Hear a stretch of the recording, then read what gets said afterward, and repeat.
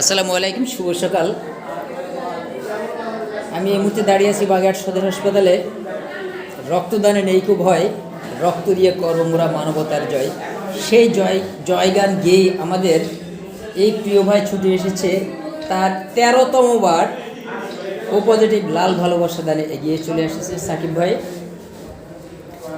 তো অনেকে হয়তো রক্ত দিতে গেলে একটু কনফিউজ থাকেন, কোনো সমস্যা হয় কিনা, অসুবিধা হয় কিনা। সেই জন্য সেই ভীতিটা ভাঙার জন্যই আজকে আমি আমার এই ভাইয়ের কাছ থেকে জানবো, ভাই আগে যে 12 বার দিয়েছেন কোনো অসুবিধা হয়েছে? কোনো অসুবিধা হয়নি। আজকে কোনো সমস্যা হচ্ছে না, কোনো সমস্যা নেই। তো এই আগামীতে আরও রক্ত দেওয়ার ইচ্ছা আছে? অবশ্যই। কেন দিবেন? মানুষের উপকার করার জন্য।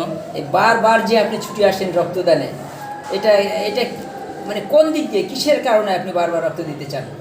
প্রথমত কারণ হচ্ছে ধর্মীয় কারণ, মানুষের জীবন বাঁচানো।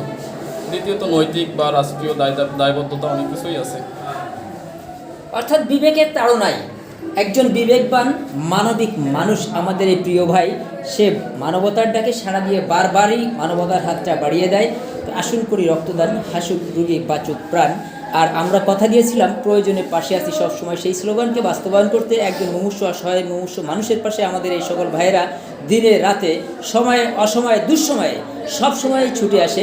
সুতরাং আমরা এইসব ভাইদের জন্য প্রাণ খুলে দোয়া করব, আল্লাহ যেন এদেরকে একবার দুইবার নয় শতবার রক্ত দেওয়ার মতো সুযোগ করে দেয় এবং এদের সুস্থতা কামনা করে আজকের মতো লাইভ থেকে বিদায় নিচ্ছি। আসসালামু আলাইকুম ওয়া রাহমাতুল্লাহ।